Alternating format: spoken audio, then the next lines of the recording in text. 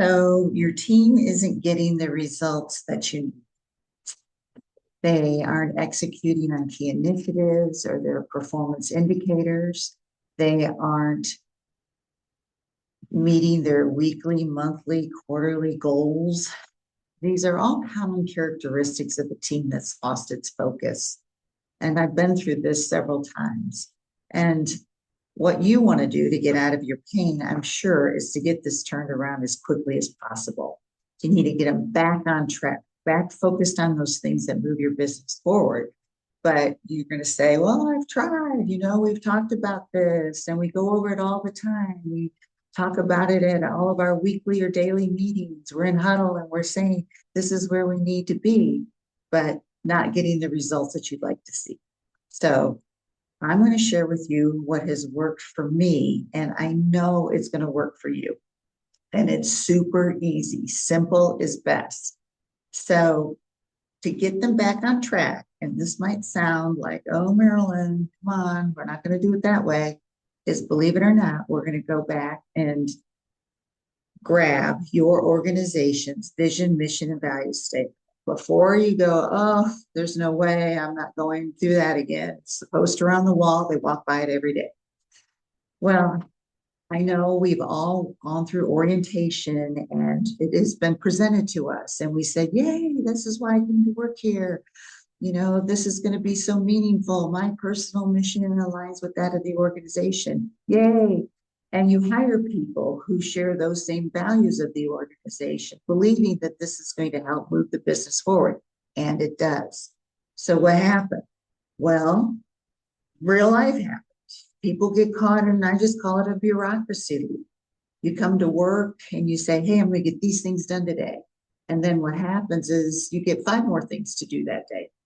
And then what happens? Well, then somebody doesn't come to work, or they have to leave midday, their child gets sick, and so more work gets put on other people. You're running short staffed, and so these tasks, these obligations, these responsibilities still have to be done to meet the customer's needs, but it's being done with fewer people, or perhaps people who are less experienced. So stick with me. I'm going to show you a way that you can have your vision, mission, values of your organization serve as the foundation of all communication going forward for your team that will actually move the dial for you.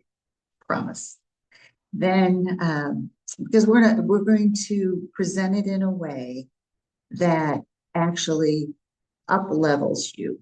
So I'm going to share a template that will just make this a plug and play for you. It really will. And it'll make it super easy. But before I share the template, I just want you to get your thinking around the idea of presenting it with a different sort of context. So we've all seen the organizational hierarchy where it's always the pyramid and the CEO, the business owner, the leaders sit at the top, and then there's cascading levels of management underneath. So they're at the top and the rest of us are all under here. How I want you to think of it is just change your context a little bit, and we're going to take that pyramid and we're going to turn it on its side so that the CEO, business owners, leaders are leading from the front. They're leading from the front. And that'll make this template make a lot more sense to you. So I'm going to share my screen and share with you. Here we go. How to introduce this to your team where it gives them something to hold on to. So when they're in the fray of the day and they're being taken off task and they're taken off goal, off purpose, how to get them back on track quickly. And when this becomes the foundation of your communications, this is how we start talking to each other. So the vision of the organization tells us where we're going as an organization. And you'll want to break this down in terms of what's the vision for your business unit or your department or your division.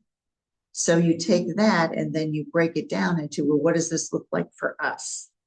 The mission of the organization tells us why we're going. And obviously it's stated at an organizational level, And what we want to do is make that personal. So my personal why aligns with that of the organization. And the tighter we can get that, the higher level of employee engagement we're going to have. And the higher level of employee engagement we have, the less we have people calling off of work or saying, I can't do another day, I need a break. We want to keep that engagement, that enthusiasm for why we first came here going. And then the values of the organization tell us how we're going to do it. Again, the values state, this is how we intend to treat our clients and our customers. And this is how we intend to do our business and how we're going to treat our colleagues and everyone here with us. So the values of the organization are important. And again, we need to make those come alive. We need to demonstrate those, we need to live those. And then I have here the beliefs. Now, depending on the size of your organization, if you have a large matrix organization, you typically have shared beliefs that are already a part of the fabric of your organization and your organizational culture. But maybe you have a smaller business and you're not so highly matrixed. But those beliefs, I call it the powerhouse. It's the rudder that steers the ship. And it's important to know that because we all act in accordance with our beliefs. And so this is super easy, something you can do now and go back and say, okay, well, here's the vision of our organization. Here's the vision of our unit, our division, our department. And here's why we're doing it. Here's where we make a difference. This is where the rubber hits the road. And here's the values. Here's how we're going to treat each other. And again, as a foundational piece for communication, I think this is so important because this is how we're going to hold each other accountable. This is how, even me as the leader, I got all caught up in this whirlwind. I was trying to keep, in our mid-level leader roles, we have to answer to those above us, and then we have to answer to the needs of all of our teams and our clients. And so you're sort of in the sandwich position. And with that, you can get lost in the, whose initiatives are most important here right now. And so our values is how we're going to treat each other, how we're going to, with respect, with dignity, with compassion, whatever it is within your organization. And this is how, that came off a little sharp. Or, you're swearing at somebody, that is not in alignment with our values. It happens, get it. But then we want to back away from that. That's when we would say, you know what, I made a mistake. I had a misstep here. I was all caught up in a bunch of emotion that I didn't need to be. And that's not the values that I want to demonstrate within our organization. So I'm going to take this, for those of you who are comfortable using this template, we're going to take it one more step. Let's see if I can get that to advance here. And when you get comfortable with saying this, the next level, and I call this the up level part, the upshift to our approach is, maybe you've heard the expression that energy flows where our intention goes. And our intention aligns with the vision of the organization. So you want to put your attention on the intention. What are we intending to do here? And this helps keep people on track.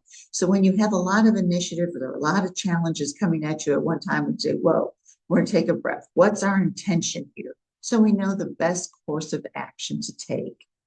And when we start getting comfortable doing that and using that kind of language, we can also then talk about that other part of ourselves, our intuition. And our intuition fuels our beliefs.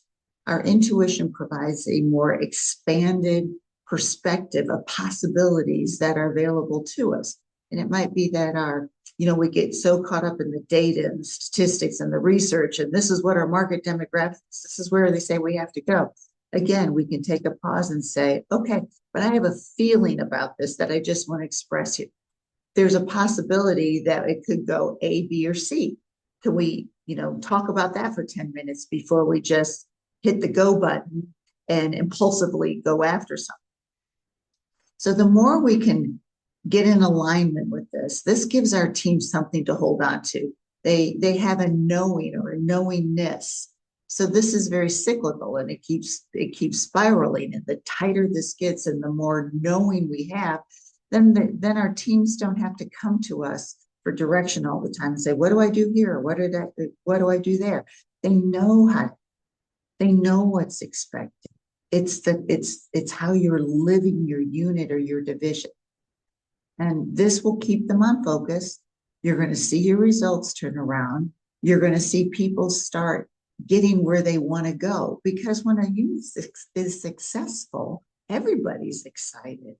Everybody wants to win, and it's a very rewarding feeling. So I want you to use the template. I want you to let me know how it works for you. I know that you are going to be very successful. Let me know.